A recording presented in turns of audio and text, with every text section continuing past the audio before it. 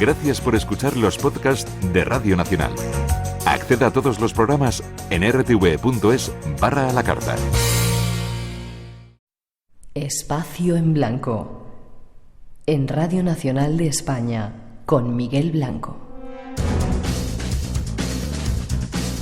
Son las 3:06, 2:06 en las Islas Canarias. Volvemos. El Radio Nacional se vuelve a llenar de misterios y enigmas a punto de ser descubiertos aquí en este programa que os ofrecemos. Saludos a todos los que nos seguís en cualquier parte del mundo que estéis, a través de Radio 1, Radio 5, a través de las descargas en el podcast o en la radio online si estáis ahora escuchándonos. Y hay más temas esperando. Vamos a seguir con más misterios y nos vamos a ir a un tiempo oscuro en el que monjes y libros son los protagonistas. Ya veréis qué historia tan curiosa. A analizar en pantallas misteriosas algunos de los misterios del mundo del cine. Francisco Javier Millán Almenar es nuestro compañero, el encargado de esta sección. Buenas noches.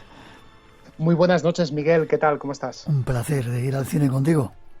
Un placer que además compartimos, porque el misterio del cine, me canso de decirlo, bueno, no me canso de decirlo, mejor dicho, están muy vinculados. Sí, señor. Como me gustó El Resplandor y estas cosas que nos traes de vez en cuando, que a veces ponen hasta los pelos de punta. Y la película que... Sí, dime, perdón. Sí, no, te iba a decir, la película de hoy también pone los pelos de punta, también. Cuando la vi en el cine, déjame que pongamos una pista para nuestros oyentes.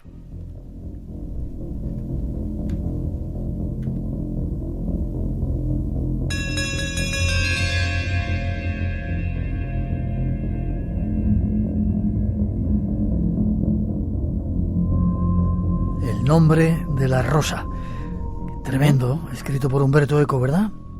Eso es, escrito, la novela salió en 1980, escrita por este autor italiano, que era su primera novela. Era un hombre muy vinculado con el mundo de la Edad Media, con sobre todo la semiótica y la lingüística, y de repente le surgió la idea de adentrarse en una novela de ficción, pero claro, alentando todos sus conocimientos y valores en estas materias que él tanto sabía. Empezó a escribir a los 48 años, es decir, que le vino la afición un tanto tardía, ¿verdad?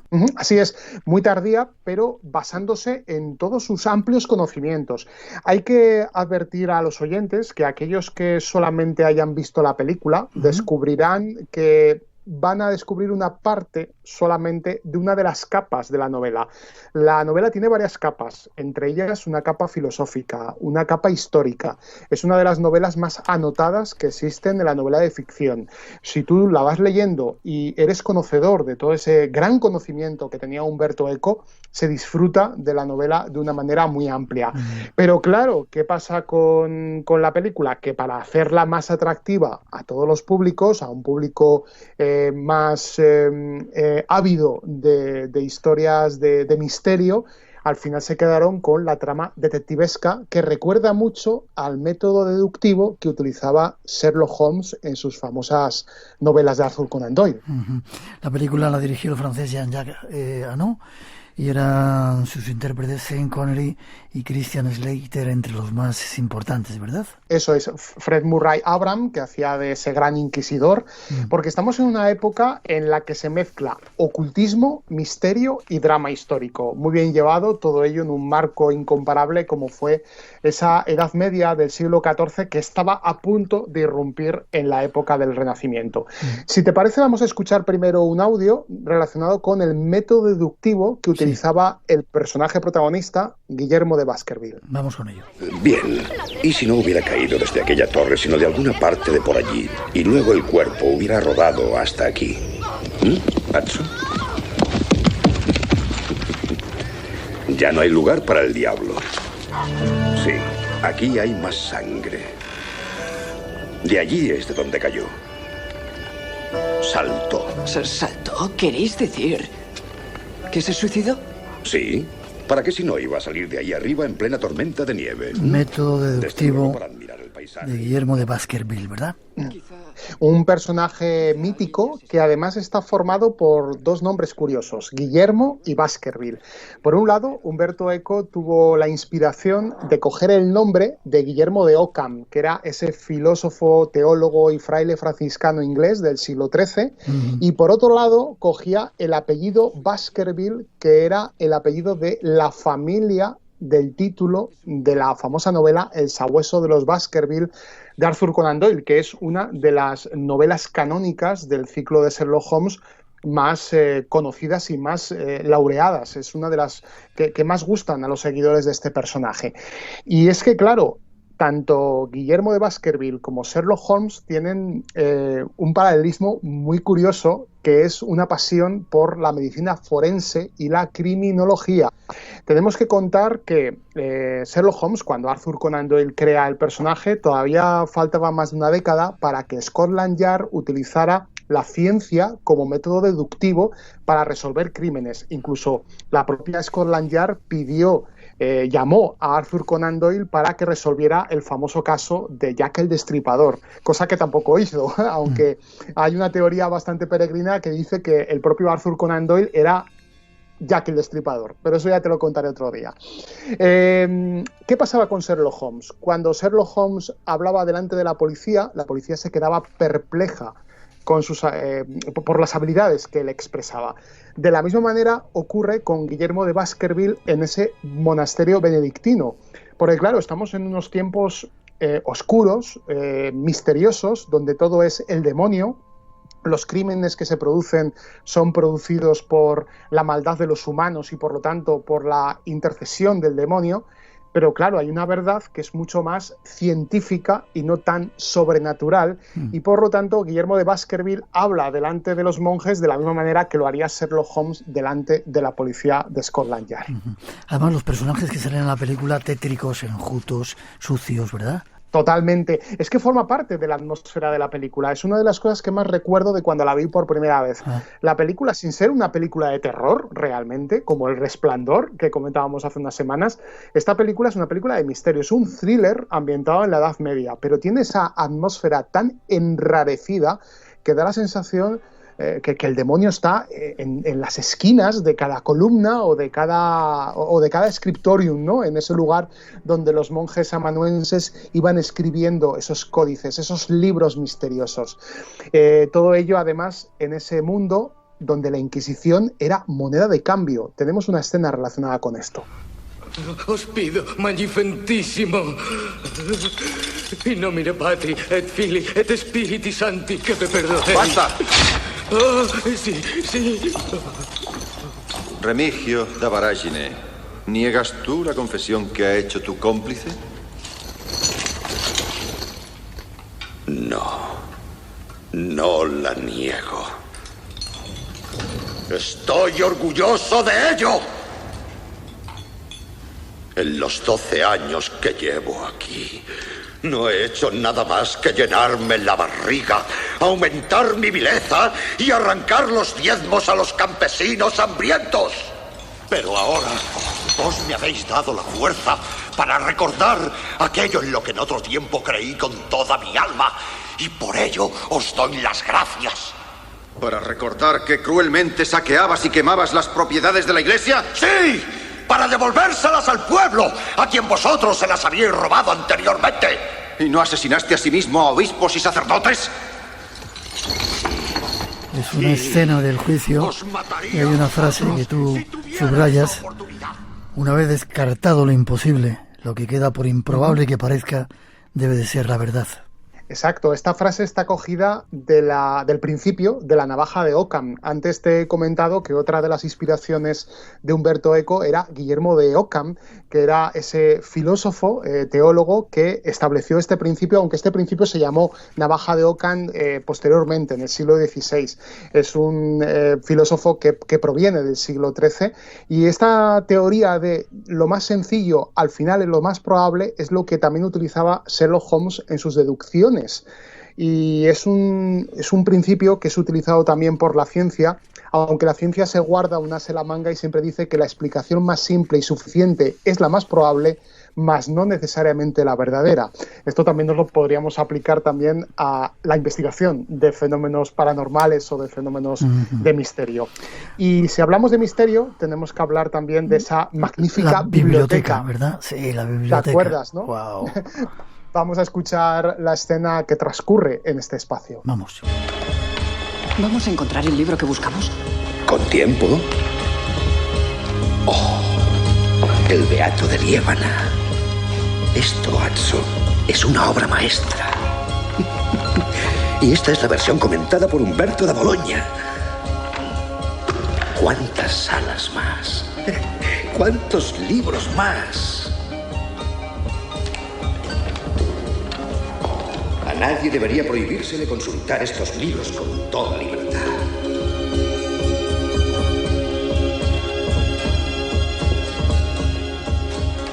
Tal vez se los considera demasiado preciosos, demasiado frágiles.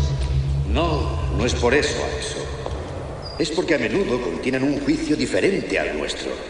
E ideas que podrían llevarnos a dudar de la infalibilidad de la palabra de Dios. Cómo debía de ser ese lugar, ¿verdad? La biblioteca. Y cómo estaban Increíble. prohibidos algunos libros porque si te hacían dudar. ¡Wow! Eso es, y además es que en esa biblioteca está el enigma, el conocimiento del saber para resolver los crímenes que se están produciendo en esa abadía. En la película se ve muy claro, también en la novela, la biblioteca es como si fuera un laberinto del saber y está muy bien planteada, sobre todo el escenario tan tremendo que construyeron en Cinecittà para rodar esta película. Esto también está muy relacionado con Sherlock Holmes.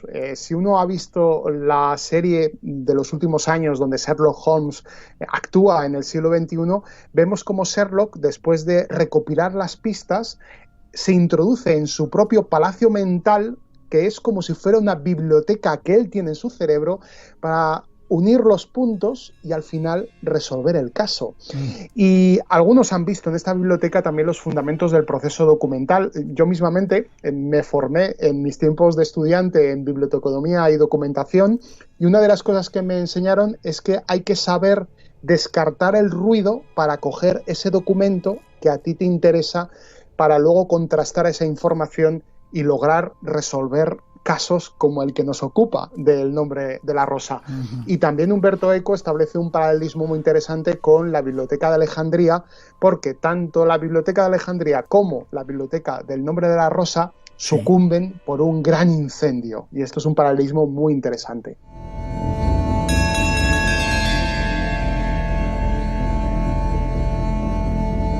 La música pone los pelos de punta. Dos preguntas que te hago técnicas. ¿Dónde lo rodaron? ¿En los estudios de Cinecittà? Cinecittà, exacto, en Roma. ¿En Roma? Pero también hay parte, el Scriptorium, por ejemplo, se rodó en el monasterio de Eberbach, que se encuentra en Alemania, y aquellos que quieran buscar el monasterio que inspiró realmente a Umberto Eco para hacer la novela es el monasterio Sacra di San Michele, que se encuentra muy cerca de Turín. Es un monasterio además impresionante, que está en un pico y bueno, muy propio también para este tipo de historias tenebrosas.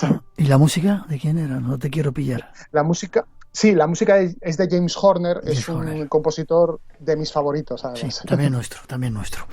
Vale, ¿y por qué hablamos de esto a estas alturas? Pregunto. ¿Quizá por alguna noticia que haya salido?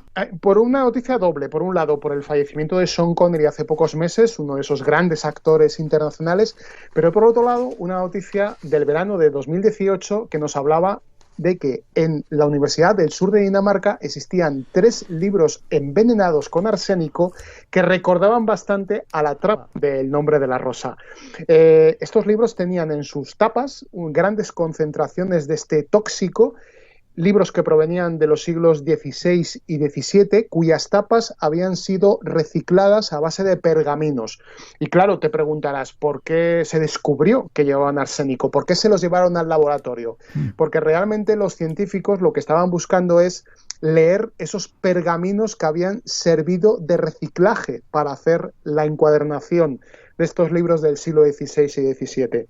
Es decir, que descubrieron el arsénico casi por casualidad, tal casi como ocurre en la novela de El Nombre de la Rosa, que al final un veneno, no voy a contar más porque si no me dicen que destripo mucho las películas, es el causante de todos esos crímenes que en un principio parece que es el demonio, pero no lo es algo mucho más científico.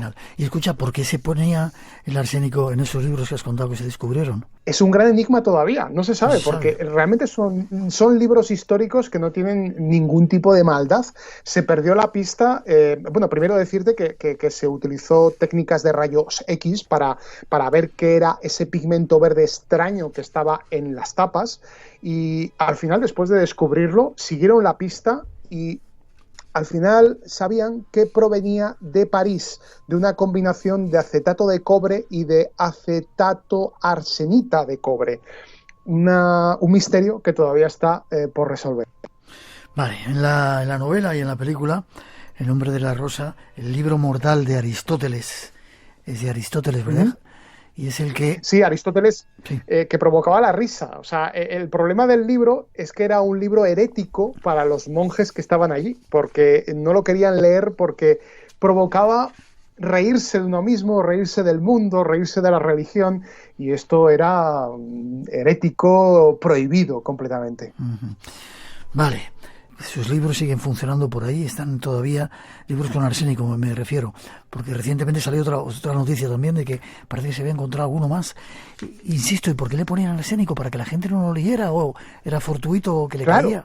Claro, no es casualidad que 3 libros que estén en la misma biblioteca tengan este producto tóxico, que ojo, no es una broma, produce náuseas, diarrea, cambios de piel, irritación en los pulmones.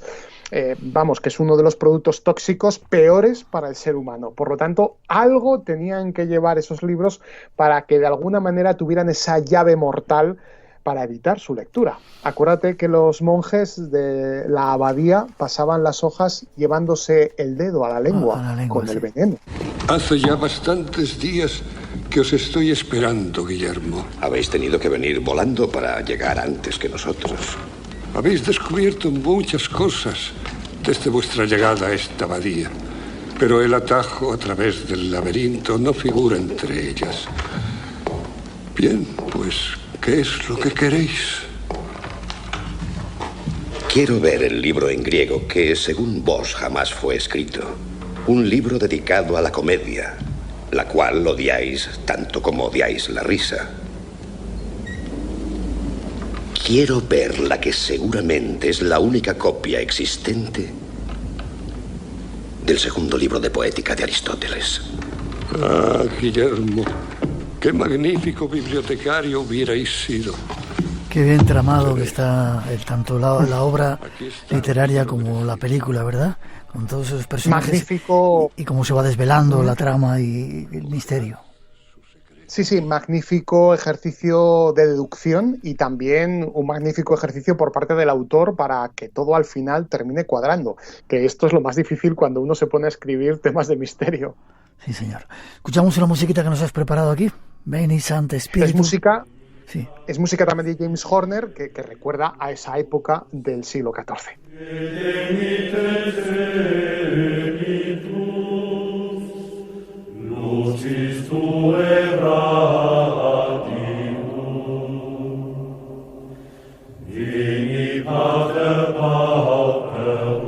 Brillante como siempre. No sé si te gustaría ir a hacer un viajecito a ese tiempo y asomarte a esa biblioteca, aunque fuera solamente un ratito. Solo un ratito, a husmear, que me dejaran solamente husmear 10 minutos en esa biblioteca de El nombre de la rosa. ¿Cuántos misterios descubriríamos entre esos incunables? Sí, señor. Y qué bonito que el cine nos dé tanto juego, tanta información, tanta cultura, ¿verdad? Eso es, tanta cultura, y que nos enseñe también a descubrir historias basadas en estos misterios que rodean los orígenes de nuestra civilización, ¿no? Porque al final esa Edad Media oscura pasó al Renacimiento y gracias a ello estamos aquí hablando tú y yo.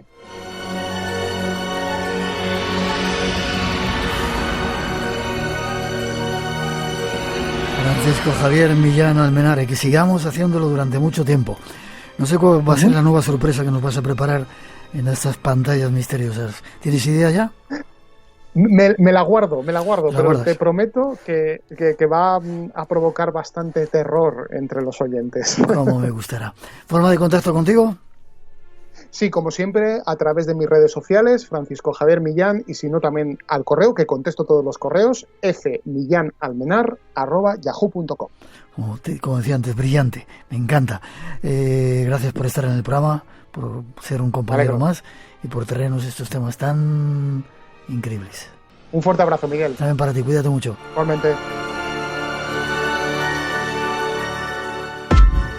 Radio Nacional de España. Somos tu radio.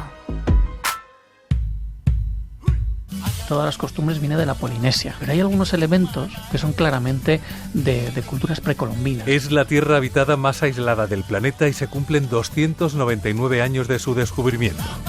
La isla de Pascua. Memoria de Delfín, con Arturo Martín Lafuente. Esta semana hablamos de la cultura Rapa Nui y de los misterios que encierra, que son muchos. Hay quien dice que podían ser restos de los antiguos habitantes de la Atlántida. Memoria de Delfín, los domingos a medianoche, las 11 en Canarias. No se lo pierdan. Y recuerda, Solo en Podcast. Esta semana en Clásica y Eso hablaremos de lo cursi. Radio Nacional de España. Espacio en blanco. Tu cita con lo desconocido.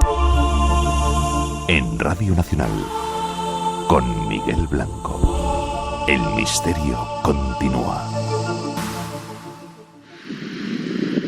Somos Irma y Enrique. Un saludo para Espacio en Blanco por el programa. Les saludamos desde la isla de Öland, en Suecia, en el mar Báltico. A unos metros de distancia de las antiguas runas, un lugar precioso y místico. Que escuchen las olas de la playa natural de Sundby, cerca de Löttorp, donde estamos de visita, oyendo precisamente este programa. Somos oyentes del programa por más de 20 años.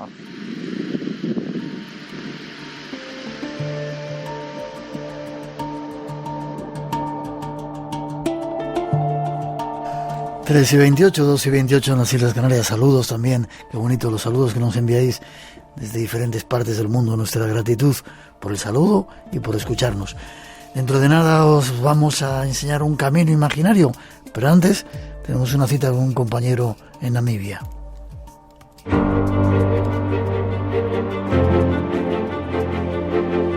Hoy se ha estrenado la serie Atlántico de Daniel Landa, nuestro compañero, y nos vamos a poner en contacto en un lugar extraño de África para que nos cuente un poco su aventura. Daniel, ¿dónde estás? ¿En qué parte del mundo estás ahora? Hola, Miguel.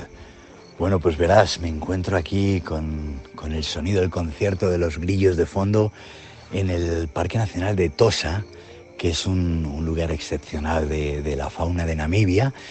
Y desde aquí pues vamos a enfilar ya el último tramo, el último capítulo de la serie, de esta parte post-pandemia, que bueno, pues nos tiene ya muy cerquita del final y con ganas de rematarlo bien y de volver a casa para contarlo ya desde allí, desde España. Increíble este primer documental de Atlántico que empieza en España con todos los misterios de España. Santiago de Compostela, el final o el principio del camino y esos rituales de la Galicia mágica, además de Portugal. Dos datos de la Rapa de las Bestas y ese lugar donde los muertos reviven. Lo cierto es que en España hemos descubierto y hemos querido mostrar y reflejar también unas tradiciones que se podrían denominar como tribales, ¿no? Uno tiende a identificar las tribus como algo lejano y primitivo, pero creo que la tradición de la que hacen gala en Galicia los aloitadores, bueno, pues tiene mucho que ver, ¿no? Con esos rituales también africanos que les identifican con la naturaleza, con la fauna, en este caso con los caballos, con las bestas, ¿no? Donde ellos, en un rito muy visceral, lo que hacen es cortarle las crines para protegerlos, ¿no? Y en esa, pues en ese vínculo un tanto sagrado entre los animales y los hombres, pues sigue vigente y muy vivo esta Rapa de las Bestas, que me parece una una tradición fascinante. Y por otro lado, esto lo contamos en su día, ahora lo podéis ver en el documental, pues la romería de Santa Marta de Ribarteme, que es algo realmente único, yo diría, en el mundo, donde, bueno, pues aquellas personas que han estado cerca de la muerte honran a la Santa, a Santa Marta, pues en una procesión donde van siendo portados en ataúdes, ¿no? Y creo que es algo que trasciende lo puramente exótico, extravagante, y creo que hay un sentimiento vinculado a la muerte y al renacimiento que lo tenemos aquí en España, ¿no? Y a veces no conocemos estos rituales que son nuestros y que llevan tantos años. Es una de las tradiciones más antiguas de Galicia, y la verdad es que lo disfrutamos, ¿no? Con la solemnidad con la que van llevando esos ataúdes, y forma parte de ese primer capítulo. ¿Qué más nos vas a ofrecer ahora? ¿Qué otras partes del mundo, aunque ya hemos estado conectando contigo, qué otras partes del mundo y qué otros misterios, el mundo del vudú y otros sitios que has visitado? Danos una pincelada. Pues a medida que nos vamos adentrando por África, pues vamos descubriendo ritos nuevos que para nosotros eran muy desconocidos, bailes sagrados. Vamos a visitar una escuela de brujas en Costa de Marfil, y nos acercaremos al mundo de vudú que habías anunciado y que en su día también comentamos, ¿no? Que es algo, bueno, pues que ellos llevan de una manera muy viva, ¿no? O sea, ahí Benín y Togo son pueblos donde el vudú se vive con mucha naturalidad, y para nosotros es una cosa absolutamente sorprendente, ¿no? Ver los bailes, ver cómo entran en trance. Y vamos a ver otros pueblos. La verdad es que esta ruta está llena de misterios y de rituales místicos, ¿no? Y bueno, en Gabón yo tuve la oportunidad de participar en una iniciación africana que para mí es una de las cosas más intensas, ¿no? Que he vivido en este viaje, y bueno, lo iréis viendo también en esos últimos capítulos, donde la parte tribal es más intensa, y además la hemos vivido de una forma muy auténtica, porque no ha habido turismo, ¿no? durante varios meses, y acercarnos a esas comunidades, bueno, pues se hacía de alguna manera un choque cultural más fuerte, porque llevaban tiempo, meses, incluso años, y alguna tribu más de un año sin ver a ningún extranjero, y por lo tanto ese choque cultural a mí me ha parecido apasionante, y ese contacto humano, ¿no? Que al final es lo que trata de reflejar esta serie. Ahí está la noticia. Atlántico de Daniel Landa se ha estrenado hoy en Radio Televisión Española, lleno de sorpresas y promete muchas más aventuras. Daniel, enhorabuena. Forma de contacto para quien no haya visto todavía el capítulo, donde lo pueden ver, y que siga la aventura y que sigamos conectando. Muchas gracias, Miguel. Pues yo encantado de seguir contándoos esta aventura también a través de la radio. Y nada, si alguien quiere contactarnos, tenemos en el Instagram documental_Atlántico, y bueno, a mí como Daniel Landa me pueden encontrar en Facebook, y por ahí también iremos desvelando algunos otros detalles. Fuerte abrazo y te deseamos lo mejor. Un abrazo muy fuerte.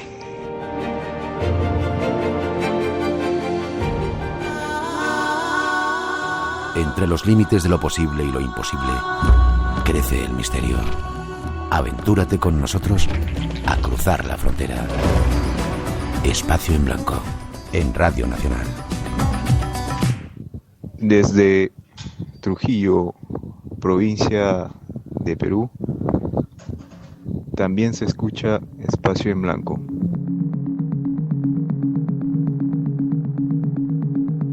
Cosa que nos gusta y que agradecemos. En esa conexión que hemos hecho con Daniel Landa se escuchaban de fondo los grillos en Namibia, Netosa, en ese parque de animales.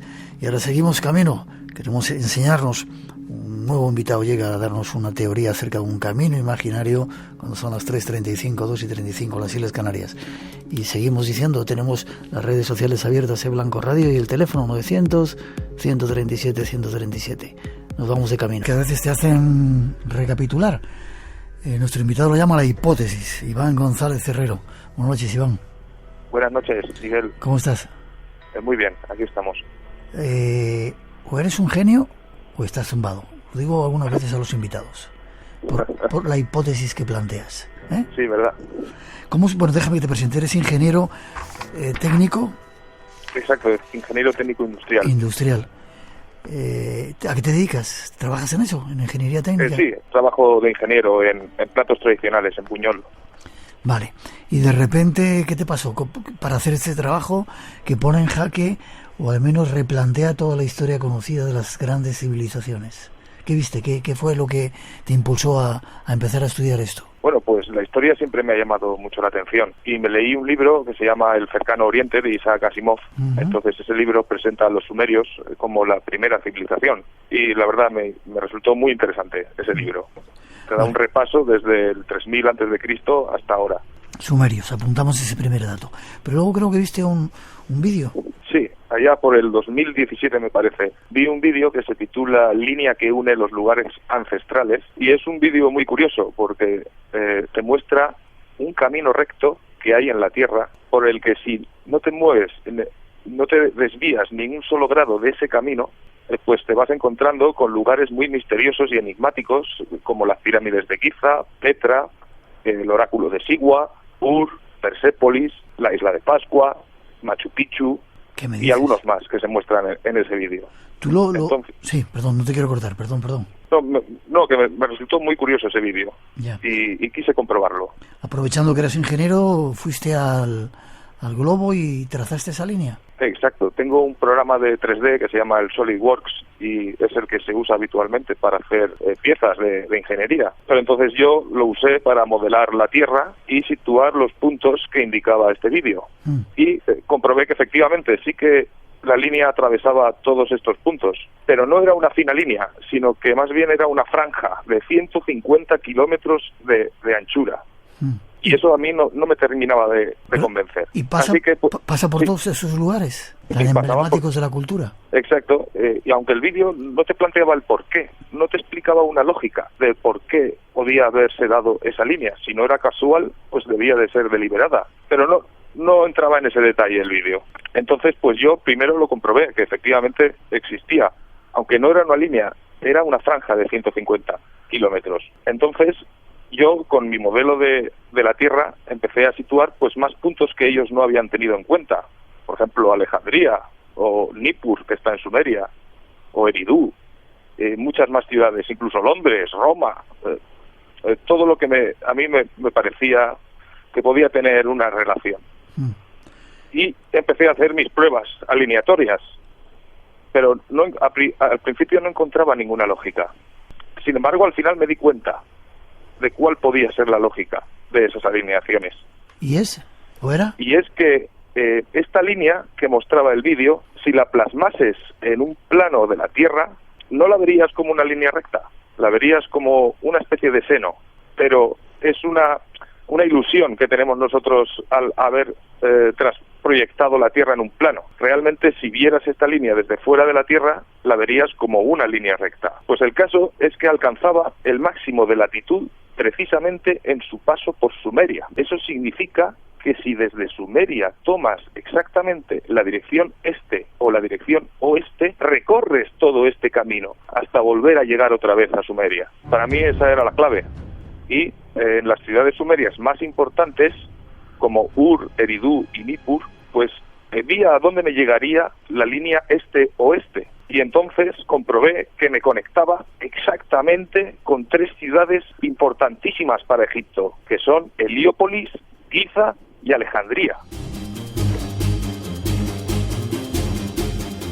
Nos situamos entonces en Sumeria como la primera quizá civilización, y a partir de ahí, tanto a la derecha como a la izquierda de esa línea hipotética, imaginaria, que tú has concebido o has descubierto, grandes ciudades, ¿no? Como me decías, Egipto, Giza, Heliópolis, ¿y cuál era la otra? Alejandría. Pero hay mucho más, ¿no? Sí, hay mucho más. Realmente, si habían conectado estas ciudades deliberadamente, pues podría ser previsible que hubieran tratado de impregnar alguna similitud de esas ciudades con las suyas propias en Sumeria. Así, por ejemplo, Ur, que es la ciudad más sacerdotal de Sumeria, enlaza con Heliópolis, que es la ciudad más sacerdotal de Egipto. O Eridu, que está en Sumeria, donde se adoraba a Enki, el dios de la construcción, Pues esta enlaza con Giza y sus pirámides, que fueron la 7ª maravilla del mundo, y ahora es la 8ª. Y por último, Nippur, donde se adoraba a Enlil, el dios del rayo, pues conecta con Alejandría, que Alejandría fue capital de Egipto cuando precisamente los griegos, adoradores de Zeus, pues la conquistaron. Qué curioso.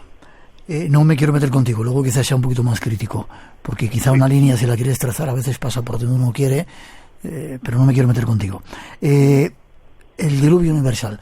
Llega el diluvio universal, que es algo que parece que está en todas las culturas recogido, ¿verdad? Sí que es verdad. ¿Y qué ocurre con ello? Parece ser que estos sacerdotes como que quieren ver el peligro que llegaba y quieren reimplantar su cultura en más partes del mundo y empieza una peregrinación o un viaje. Pues cronológicamente coincide con que esta explosión de civilizaciones que ocurre a partir de la Sumeria ocurren justo a partir del diluvio, porque el diluvio está datado en el 2900 a.C. Y es en el 2700 a.C., 200 años después, cuando se construye Heliópolis, cuando nace la civilización del Indo, cuando se construye Urquis de la civilización urrita y cuando empiezan a aparecer las menciones de Punt en el actual Yemen, que también se hablaban maravillas de esa civilización. ¿Y qué tenían estos sacerdotes? ¿Eran poseedores de grandes poderes, de grandes saberes? Me refiero a los sumerios. Pues claro, los sacerdotes, yo no los veo como los sacerdotes de ahora. Yo creo que los sacerdotes de la antigüedad eran científicos prácticamente, tenían conocimientos de arquitectura, de astronomía, de medicina y yo los considero los científicos de la época. Vale, y vieron que llegaba o sucedió el diluvio y se expandieron por todo el mundo, desconocido entonces, para dar a luz esos conocimientos que ellos tenían. Sí, siguiendo, realmente todo esto es una especulación histórica. Lo que yo tengo mejor contrastado son las alineaciones y la perfección que tienen.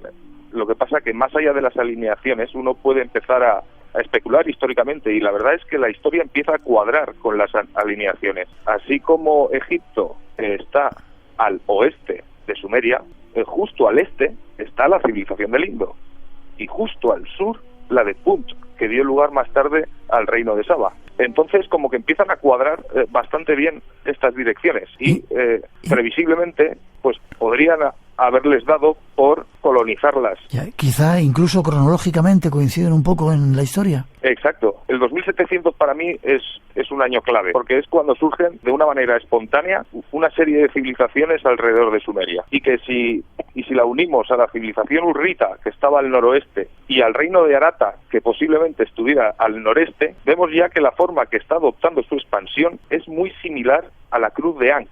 Sitúame un poquito dónde está Sumeria, o dónde estaría en la actualidad. Ahora actualmente está en Irak. Irak, curioso, un centro de conflictos absolutamente increíble desde hace mucho tiempo, ¿verdad? Sí. Lo desconocido te aguarda en un lugar. Espacio en Blanco con Miguel Blanco en Radio Nacional de España. Y esta noche con Iván González hablando de la hipótesis, esa hipótesis que nos descubre que los sacerdotes sumerios quizá desplazaron su cultura a otros lugares. Valle del Indo, me decías que estaba. ¿Qué has visto en el Valle del Indo, esa civilización Mohenjo-Daro? ¿Quizá te refieres a ella? Sí, Mohenjo-Daro, Harappa, Lothal y muchas más. ¿Qué similitudes tenían o tendrían con los sumerios? Hombre, la alineación, todos los yacimientos que yo he recopilado de la civilización del Indo me concuadran a la perfección con las ciudades de Sumeria. Es decir, que desde las ciudades de Sumeria, partiendo al este, conectarías con cada una de estas ciudades del Valle del Indo. Lo que no he podido descubrir son las similitudes que podrían haber de unos dioses con los otros, porque apenas tenemos información sobre esa cultura del Valle del Indo. Su escritura, el protoindo, todavía no ha sido descifrada y hay más incógnitas que información verídica tenemos de esa civilización. Luego hablaremos de dioses.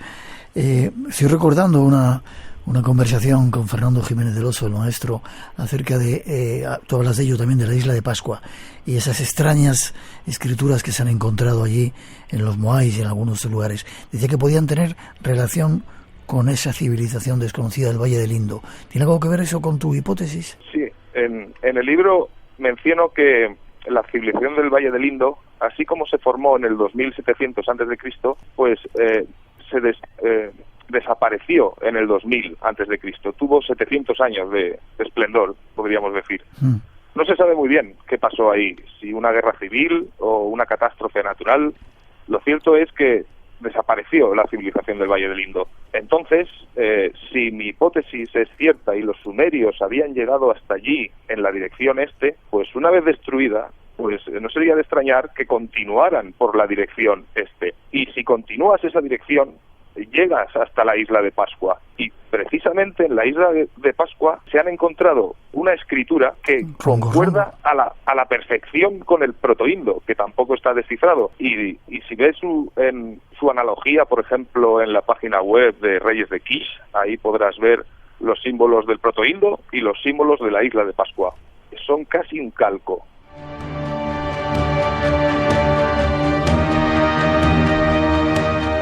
Dame más ejemplos. Los minoicos, quizá. ¿Perdón? Dame más ejemplos, te decía. No solamente ese de la isla de Pascua, sino los minoicos. ¿Tuvieron que ver algo estos sacerdotes sumerios con esa civilización minoica también bastante desconocida? ¿Con la de la isla de Pascua te refieres? No, la isla, toda la zona de Grecia, los minoicos. Ah, los minoicos. Sí. Tengo que presentaros, pues entonces, el símbolo de An. An es la máxima deidad para los sumerios. Y es una cruz, ¿verdad? Aparte se representa como una cruz. Exacto, se representa como una cruz de 8 aspas. Viene a ser como una rosa de los rumbos. Entonces, yo considero que los sumerios, al fin y al cabo, habían representado el símbolo de An en cada ciudad y habían seguido sus caminos a ver hasta dónde les conducían. Entonces, el camino noroeste está contemplado en la cruz de Ankh. Y el camino noroeste atraviesa Europa, pero por el interior, es decir, por Austria, por Alemania, por Bélgica y por Inglaterra. Sin embargo, Europa estaba más conectada en la parte del Mediterráneo, era muy fácilmente recorrible si te movías por el Mediterráneo. Pero por este mar no pasaba la dirección noroeste. Sin embargo, dado lo lejos que estamos yéndonos de Sumeria, hay mucho vacío entre una dirección y otra. Entonces yo presupuse que podrían haber tomado otros caminos aparte de los que forman la cruz de An. Así que de los 4 caminos que forman la cruz de An, yo supuse cuántos podrían haber, o a qué grados se llevaría cada dirección con otra si tomáramos 12 caminos. Entonces estaríamos tomando intervalos de 15 grados. Así me di cuenta que todo lo que es Grecia, Italia e incluso España están atravesadas por la dirección oeste 30 grados norte. Es uno de los 12 caminos que salen de Sumeria. Pienso que le dieron más importancia a esta dirección que a la que realmente hubiera tocado, que sería la noroeste, precisamente porque les era mucho más fácil acceder a todos estos lugares vía marítima. Por el Mediterráneo. Exacto, y no atravesar las inhóspitas tierras de Europa, por Alemania, Bélgica e Inglaterra. ¿Cómo desapareció esa cultura sumeria, independientemente de que luego hiciera todo ese recorrido allí en Irak? ¿Hubo algún cataclismo? ¿Fue el diluvio universal quien la destruyó? Bueno, los sumerios no se sabe muy bien de qué etnia son. Se cree que podrían ser negros los sumerios. Entonces, en el lugar en el que se encontraban, en la península arábiga, pues siempre recibían hordas de bárbaros de la península arábiga, que eran los semitas. Pues en una de esas oleadas se acabó la civilización sumeria. Precisamente la oleada de los amorreos es una de las etnias, una de las clases de semitas que existen. Vale. Muchos antropólogos y muchos historiadores están ya hablando de una posibilidad de que hubiera una raza madre que dejó preñada el planeta de diferentes rasgos culturales muy identificativos. ¿Podrían ser los sumerios esta raza madre? Yo sí la considero culturalmente hablando. Culturalmente hablando tenemos un montón de similitudes con los sumerios. Por ejemplo, los 360 grados que forma el círculo, la disposición de horas, minutos, días, meses, todo eso ya lo descubrieron los sumerios.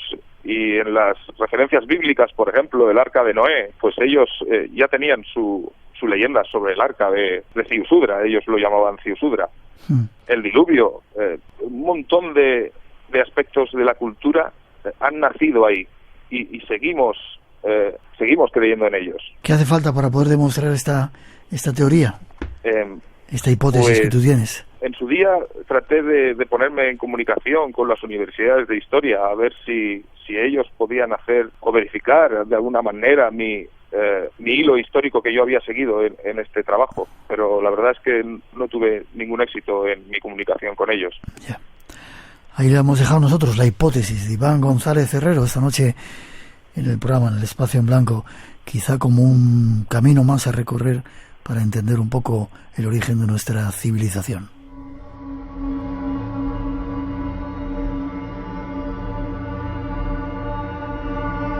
Por lo menos, Iván, ha sido un trabajo concienzudo y curioso. Forma de contacto, si alguien quiere saber más, si alguien de las universidades, algún arqueólogo, algún historiador también, o arqueólogo, quiere ponerse en contacto contigo para charlar sobre el asunto, ¿dónde puede hacerlo? Sí, pues a través de mi correo es ivangonzalez@lahipotesis.com. Pero bueno, puede echarle un vistazo a la página web www.lahipotesis.com. www.lahipotesis.com. Gracias, Iván, por haberlo contado en el Espacio en Blanco. Gracias a ti, Miguel. Un fuerte abrazo. Disfruta mucho, cuídate. Gracias, hasta ahora. Hasta prontito.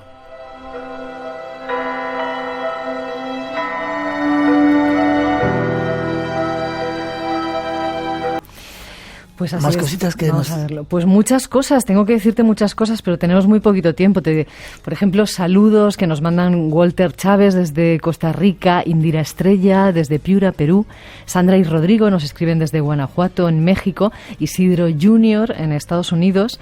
Hoy Josep Estrella, que es guardia de seguridad, dice que le ha tocado trabajar esta noche y que, por supuesto, nos iba a escuchar. Él nos oye desde Lyon, desde Francia. Uh-huh. Y tenemos un mensaje muy especial de una oyente que se llama Alice Benavides. Ella nos cuenta que tiene un sobrino de 10 años con autismo al que le pone los podcasts de Espacio en Blanco cada noche y que si no se los pone, pues no se puede dormir. Así que un mensaje entrañable y desde aquí pues mandamos un beso muy fuerte. Sí, señor. Al sobrino y a la tía. Nos gusta sentir que servimos para algo. ¿Ganadores del concurso de hoy? Pues tenemos a Eva Juárez Noguera, a Miguel Ángel Díaz de Lanzarote, a Emil González, María Ángeles Soria y Yolanda de Dios. Ya sabéis que tenemos un correo electrónico, espacioenblanco@rtv.es, donde podéis mandarnos vuestra dirección postal. Y hoy, Miguel, antes de irme... Sí, querías decirnos algo más, ¿no? Te quiero contar, sí, porque hoy hay algunos oyentes que se toman su tiempo y que nos escriben unas letras que son casi un poema. ¿Quieres que te lea? Por favor. La dedicatoria que nos ha mandado nuestro compañero Ramón Álvarez, de parte de un oyente. Nos dice, ningún túnel ni su más absoluta oscuridad es capaz de eclipsar la luz que nos aportáis cada madrugada del sábado. Fieles a una cita, fieles a su tiempo, tiempo que apaga el silencio, tiempo de risas, de llantos, de miedos, de sueños, tiempo para Espacio en Blanco. Qué bonito, muchas gracias. Hasta la semana que viene. Gracias a ti.